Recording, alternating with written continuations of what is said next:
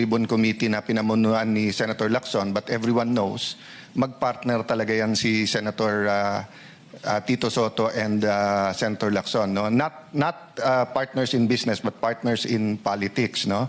And then, dun sa susunod na paragraph, pero walang pangalan kung sino, nandito din pangalan ni Senator Erwin Tulfo na pinapangalan nilang susunod na chairman ng Blue Ribbon Committee kung sila masusunod. Sinong may alam nito? Dito po si...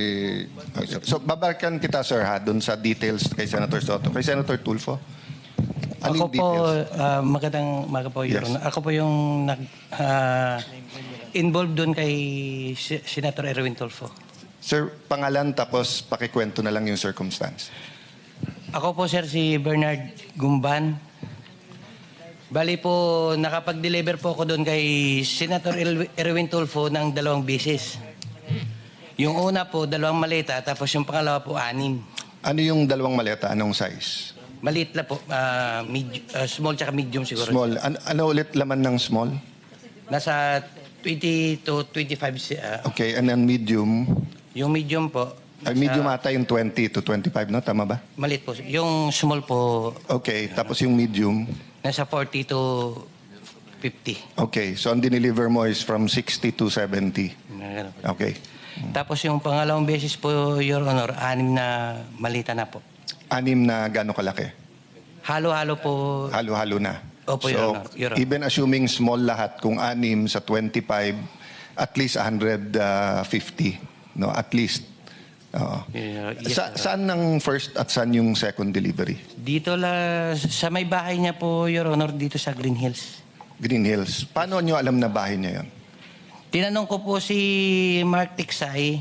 Sabi ko, Boss Mark, kaninong bahay po ba yun? Sabi niya kay Senator Erwin. So pagdating nyo doon, katulad ng kwento doon sa Ilocos, so may sumalubong, kinuha lang, pinapasok kayo, paanong... Bali po, Your Honor, si Mark po, tsaka si Boss Mark, si Mark Tiksay, tsaka yung contact doon sa bahay ni Senator Erwin, sila po yung nag-uusap niyan. Tapos pagdating po doon sa bahay, ibababa po namin yung mga malita, tapos ihatid doon sa loob. Yung nagre-receive na po yung si Boss Mark na po, tsaka yung nagre-receive yung bala. So hanggang saan ka nakapasok? Nakapasok po ko doon, yung bahay po may basement eh. Hanggang sa ano lang. Yung basement, pababa.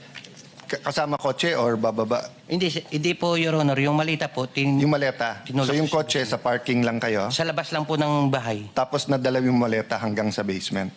Papasok lang po kasi may sumalubong na po doon eh. Yung, Okay. yung ano So po kung yun. halimbawa, madadala namin kayo dun sa mga lugar na sinasabi nyo, matuturo nyo na ito yung bahay, tapos Yes, masasabi Your nyo Honor. dito yung basement. Yes, sir. Yes, sir. Opo. Third lang, nagulat lang ako sa mga pangalan na to. Letter J, Franz Castro. Nasa Progressive Black to at nandito siya nung Martes. Martes at basta this week nandito siya eh. Sino may alam nitong kay Franz Castro? Nasa paragraph 43. Tapos Leila de Lima. Tapos may nakalagay dito sa Polo Club na bigay. Sino po dito? Nagugulat lang po ako kasi traditionally ang anti-Marcos, yung progressive groups and yung Dilaw at Pink. Pero recently sa nangyayari sa Senate, Marcos na rin eh. But biglang nandito mga pangalan nila. Again, that doesn't mean this is true. That's why I want to find. Sinong may alam nung kay Leila de Lima at saka kay Franz Castro? Mga kongresista. Si Franz Castro, Your Honor, laging ka-meeting niya nila Boss Saldico sa opisina niya doon sa Congress po at saka sa Okay. Townhouse. Then pagkatapos po ng meeting nila, paglabas po, may mga bit-bit na po yan silang mga paper Pag bag. sinabing sila, sino pa usually kasama ni Franz Castro? Not necessarily sa pera, sa meeting. Yung babae rin yun na Your Honor, yung lagi niya kasama. 3 yan sila, Your Honor, kasama si Raul Manuel at saka yung isa pa. Si Franz Castro at saka si Brosas, Your Honor. Okay. How about yung kay Leila de Lima? Sinong may alam? Si Laila de Lima po, lagi po yan sa top. 膝筒、腰筒、周身骨痛，學我食美國健型健關節。特有1500 mg。 Pagkatapos po niyan, ganun din po, may dala-dala na rin po yan. Kuha niyan, Your Honor, Quadcom hearing. Si Franz Castro, Your Honor, laging ka-meeting niya nila Boss Saldico sa opisina niya doon sa Congress po at saka sa Okay. Townhouse. Then pagkatapos po ng meeting nila, paglabas po, may mga bit-bit na po yan silang mga paper Pag bag. sinabing sila, sino pa usually kasama ni Franz Castro? Not necessarily sa pera, sa meeting. Yung babae rin yun, Your Honor, yung lagi niya kasama. Tatlo yan sila, Your Honor, kasama si Raul Manuel at saka yung isa pa.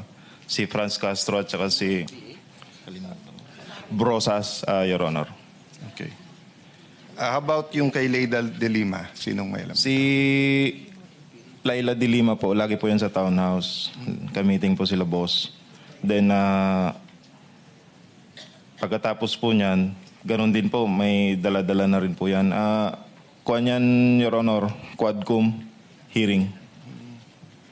Kailangan nating i-clarify muna, no? Kasi yung pagkabanggit nyo kay Congresswoman Laila de Lima, kasama siya sa mga congressmen ng 19 Congress. Hindi pa siya congresswoman noon eh. Yun Bakit nga. siya kasama rito doon sa listahan ninyo sa paragraph 43? Yan po yung, siguro po may lapses po kami dyan kasi, Your Honor, nung Napagkamalan nyo siyang congresswoman noong panahon na yon. Nung congresswoman, nung panahon na yun, Your Honor, hindi pa po siya kongresista. Pero yung namimit na po kami ni Attorney Baligod, congresswoman na po kasi siya, kaya nasama po dyan sa mga congressman po. Kasi bukod sa kanya, itong tunay na mga congressmen na nilist down nyo sa paragraph 43, babanggitin ko na, salitaan nyo naman ito eh. Ito yung mga nag-deliver po kami mismo sa bahay ng ilan sa HOR at yung iba kinuha nila sa Unit 8 o Unit 9 ng Polo Club Townhouse, Forbes Park. Sila yung mga sumusunod. Benny Abante, Sia Adyong, Jose Alvarez.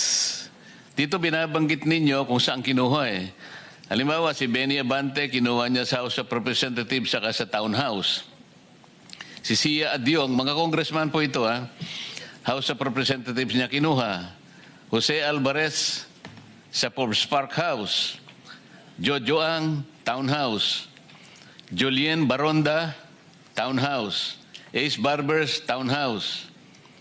Ching Bernos, House of Representatives. Arlene Brosas, House of Representatives, Townhouse. Franz Castro, House of Representatives, Townhouse. Joel Chua, House of Representatives. Manix Delipe, House of Representatives.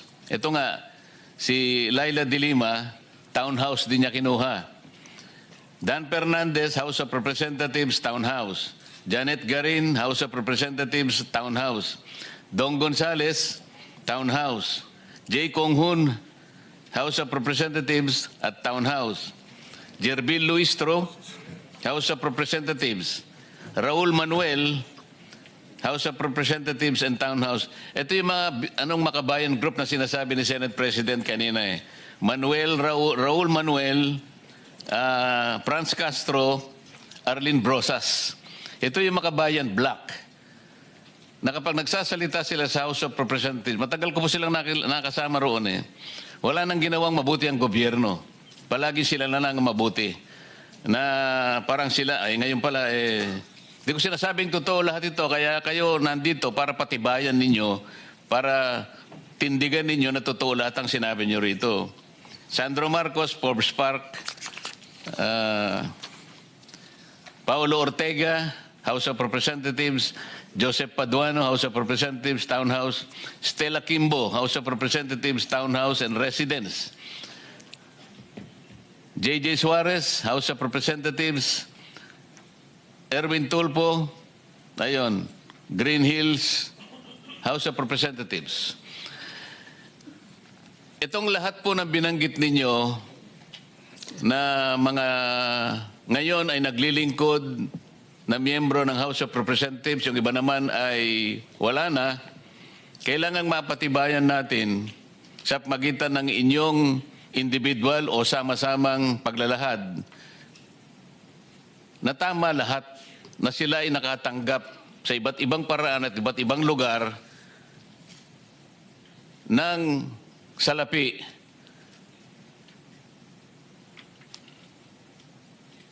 na kailangan nating mapatunayan ngayon.